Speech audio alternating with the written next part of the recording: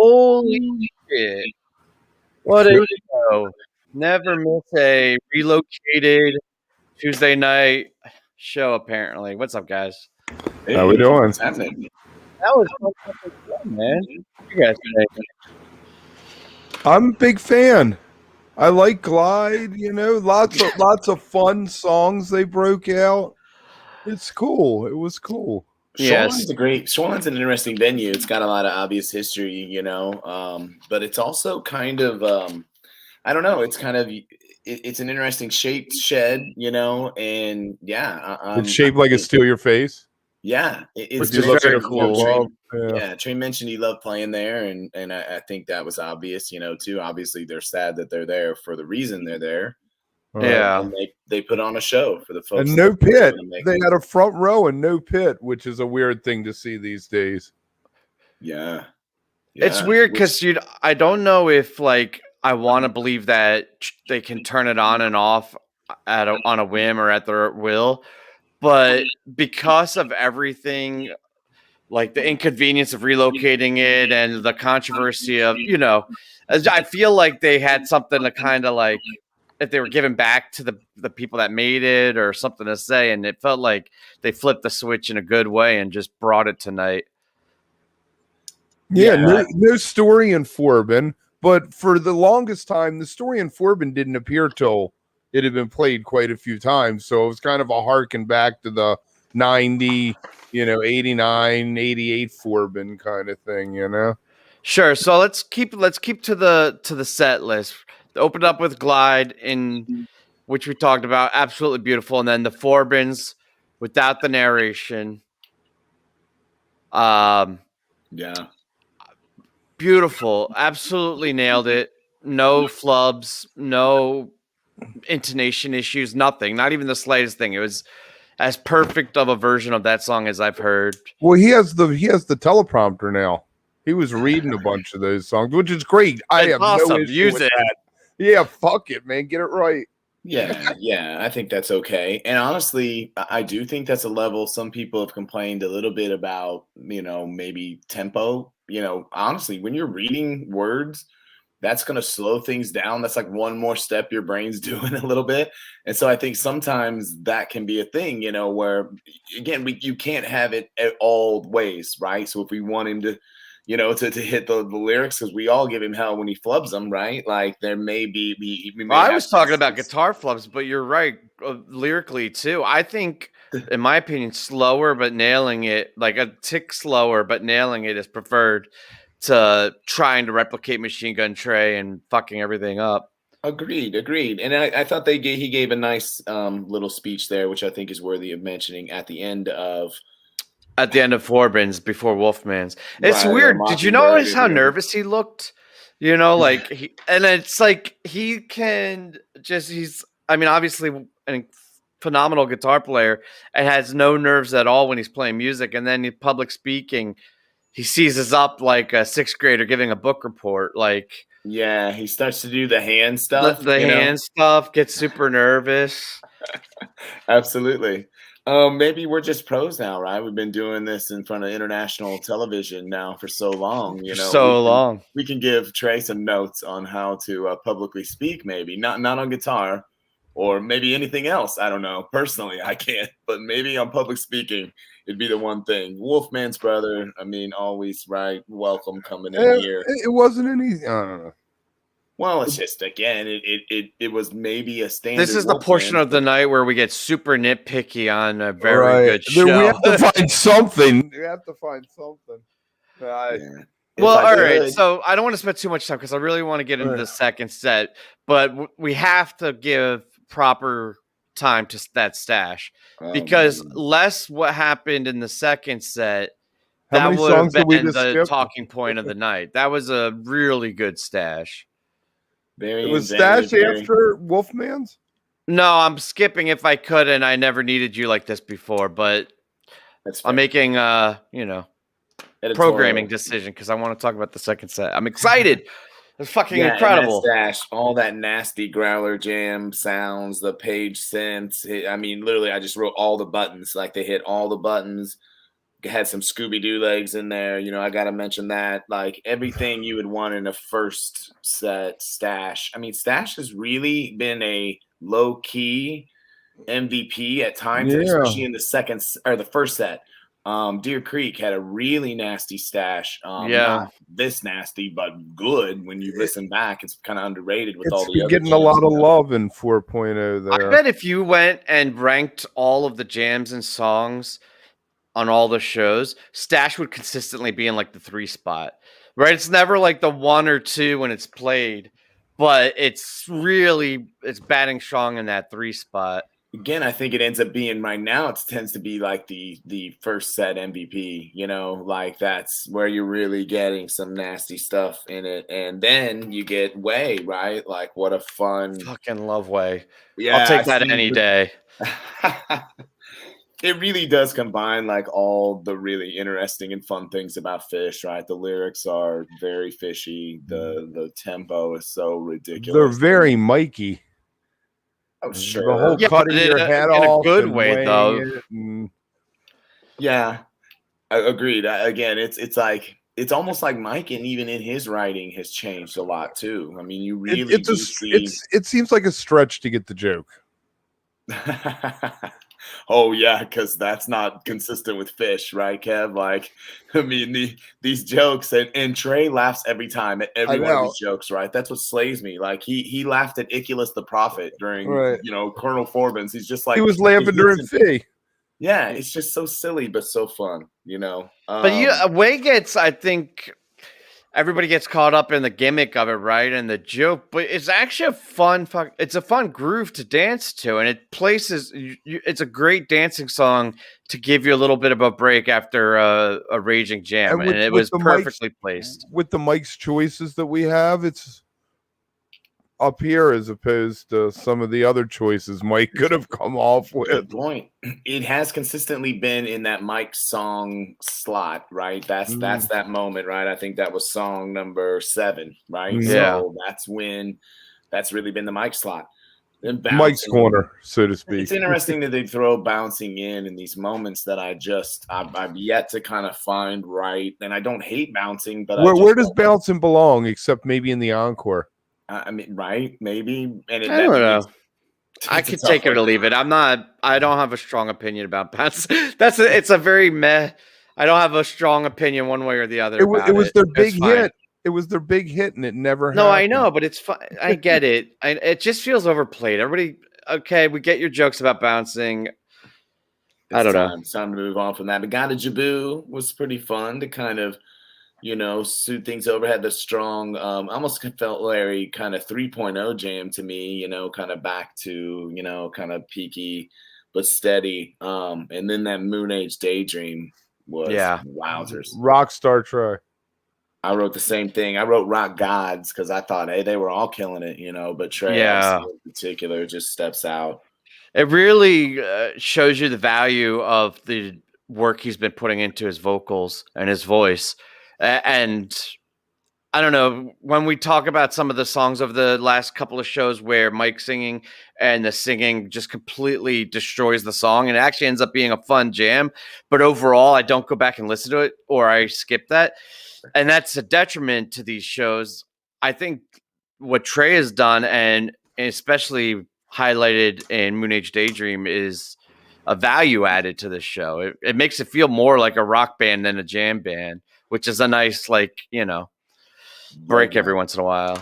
Feel yourself, Trey. That's my big, I love him really just saying, hey, and again, I hearken that back somewhat to the Jeff Tansky effect. And the work that he's done with him, I think has really made him a better overall singer, and you can be a better singer. Like it is possible. That's the problem with most jam band dudes. They're sitting around playing their instruments all day long. They don't sing.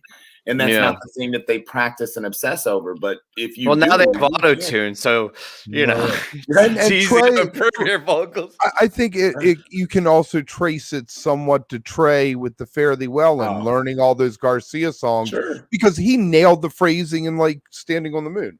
Wasn't the Bowie Halloween a year after or 2 years after right, that. yes, exactly, yeah. No, it was that. Connection. It was that same year. It was Oh, very well be 2015. different. Yeah, it was Yeah, 2015. exactly. Okay, perfect. So that's even more on point. Is like it was this Yeah. transformation, Of right? Trey that year. Yeah. Love that. Which you Yeah. get a lot of that for the first time in the Magna Ball sets, which was prime 3.0 Phish. So Yeah. anyway, so then we got a little break. Everybody's chilling. They come back out, and we're like, God damn it, on a motherfucking Soul Planet. And then we all sit back like, on a Soul Planet? And then, 47 minutes later, we're like, holy shit, on a Soul Planet. That was fucking amazing. That was really fun. Lots of nice sections in it.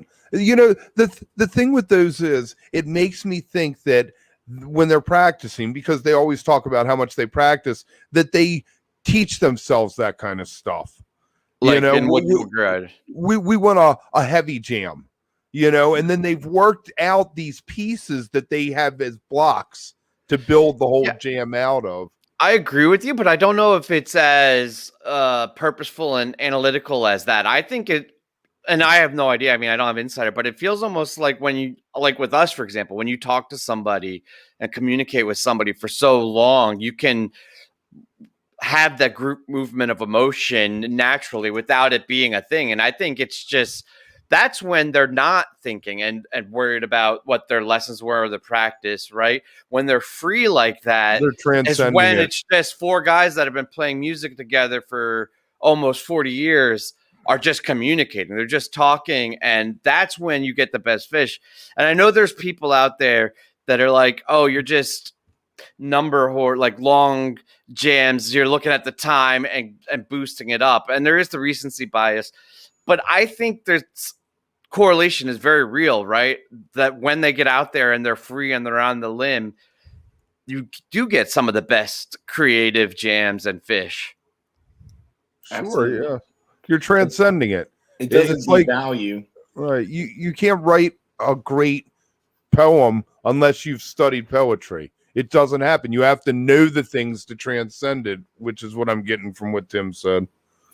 Yeah, absolutely. And I think, again, it doesn't devalue, like, I know that there was like a buzzword for a while, like a micro jam or things like that. There's some really great and fun, and especially when you're there, but again, on these long listens when, hey, we only have so much time in our day and you're going to go back and, hey, if I've got 45 minutes of my day, that's a good way to use it, and it really does, again, give you all the Phish that you want, and yeah, you ought to make it 55 minutes so you can tack on that final hurrah. You didn't even know they were playing it. It was like all of a sudden they're singing the final hurrah out of nowhere, Really, that's how it's looked at. It's kind of like the fucker pants, right?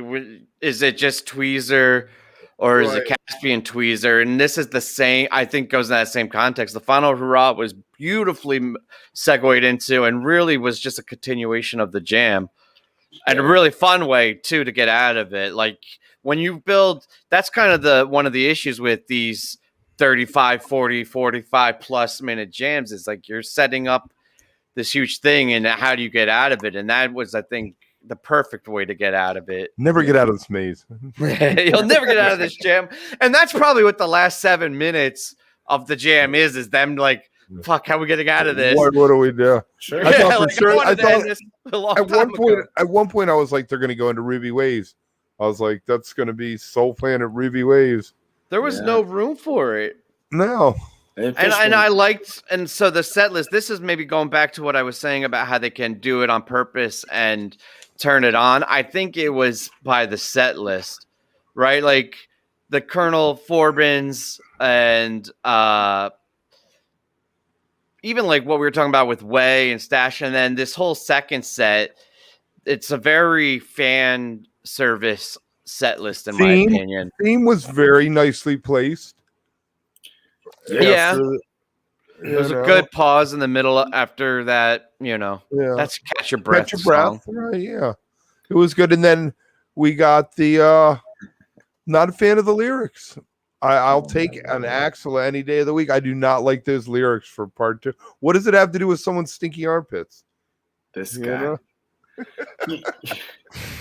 This I don't even know what to say to that. Yeah, but that's They well. forgot. It seemed like they forgot how to play Axla. Was that? Did you guys notice that? Or It was slow. It was disjointed. Yeah. It's a really funny thing because the only change, right, of Axla 2 is the words, but the combination of like that change and just whatever it is that makes some flubs happen, like it really messed them up, right? So I think there was a level of because Axla 2, there's literally nothing in at all that should be different. And they played Axla this tour. That song's been in rotation a while. Like they typically don't flub it. Like that's not a song that gets flubbed, right? But it was funny how they that lyric change kind of, I think, threw everybody off a little bit, and especially Trey, But for me, and I don't even know, and it didn't even feel like a flub. It just felt like it never locked in, right? Like it wasn't like he was it just the whole band never really locked in or figured out what the fuck they were doing. Well, at the end of it, right, it goes into that little, and get that thing out of my face, man, section. And right before that, it really did just kind of fall apart, and everybody just kind of looking at each other. That was awesome. Yeah. Now, Kevin, here's my deal with this: 885 shows since 1995, since they've done Axla 2. So, Kev, that's one time since 1995 you've had to put up with those lyrics, right? So for me, that's what Phish is all about, So I'm okay with that. And for me, I love the Axla 2 lyrics. Sorry, Tom, but I think they're fun too, So that's right. Tom wasn't a fan. I remember that. Yeah. Well, why would he be? Why would they change? They changed his lyrics to try to make of the great medieval knight story. And there's a witch and a bar, and I mean the lyrics to the original one are pretty fat. Yeah. Again, exactly. If you're into Phish lyrics, right? Then you get Tila, right? Oh, Tila, so pretty, lovely. Absolutely. And then Hood, and that's the third Gamehenge song. Yeah, it got very game Mockingbird Foreman. Yeah, all of a sudden Hood thus far, but then Hood, the Encore they're coming back with. Well, Hood was standard. Lovely, super. At that point, I mean, they could do no wrong. I feel like Hood was the safe way to get out, but the very appropriate way to get out of that set, because it was already at that point. By the time they were finishing Tila's damn near perfect set, in my opinion, and Hood was a great way to safely get out of it. But yeah, you're right, it was pretty standard. And then we got a fantastic encore. Yeah, it's a fun encore. Well, he had some megaphone problems. Did you notice that? We talked about that. What's so funny is we just were discussing, at some point we were carrying around the maroon Balimba. Yeah, that one. There's somebody is in charge of getting that megaphone set up every show. And they fucked it up. You had one job. And like today, it wasn't set up well. If something wasn't right, I don't know. He needed to turn the volume up. Yeah, he was getting feedback or something. Fee is one of those songs that you don't typically hear songs false start or have issues like that consistently. And maybe I've just happened to be at a couple of shows that have had that, but Fee seems to always have something, right? Like I've seen multiple times where they've stopped the song, bantered, and started over. Fair. Or technical issues. Right. It doesn't seem like, again, I'm not any kind of musician, but it doesn't seem like that difficult of a song. And it's also one of their oldest songs, like it doesn't seem like a song that should get flubbed. But again, it was a feedback like a hearing aid. It did have that. I love that. It's like that old man, kind of turning his hearing aid on that megaphone. He was like, "What? Why'd you say?" Oh, so good, Paula. Yeah. So and then to close it all out, they got a beautiful Wilson. I liked it. It was standard, but it's a fun Type 1 rock jam. Encore. Great. Encore. It's a great song. It's the canon. It's the story. It's So like and subscribe. That's right. If you are new to the channel and haven't subscribed yet, please go ahead and subscribe. Hit the like button. It helps us with these videos. It gets it out there into the algorithm, or I don't know it does something good, and we appreciate it. Tomorrow night we got our last our last recap show because Dick's there won't be no God, recaps, Kev, right? jumping all over the place. I'm getting there. Yes, tomorrow will be our last show, and this weekend we are broadcasting live from Dick's. So if you are at Dick's, come stop by the table where you're hoping to be in Lot F. We'll be there pretty much the entire time the lot's open until showtime on Saturday. And if you're not going to be at Dick's, tune in here and watch it and come join us for the party. Should be a good time. Right. I mean, we'll be at all 3 nights at Dick's, but that's going to be the broadcast is on Saturday. So that's right. And I'm going to be there Thursday, so you want to have a beer. I feel like I could have talked about that Soul Planet for 47 minutes, but it would have been a considerably worse 47 minutes than what we experienced with it. And Llama's going to be about jams. That's the weird thing. Like talking about music, you're better off spending that time listening to music. But Llama's going to be mad at us. Why is that? Because he said hard 20. He told us repeatedly we needed a hard 20. All right, guys. I'll see you tomorrow. Thanks, everybody. Yeah.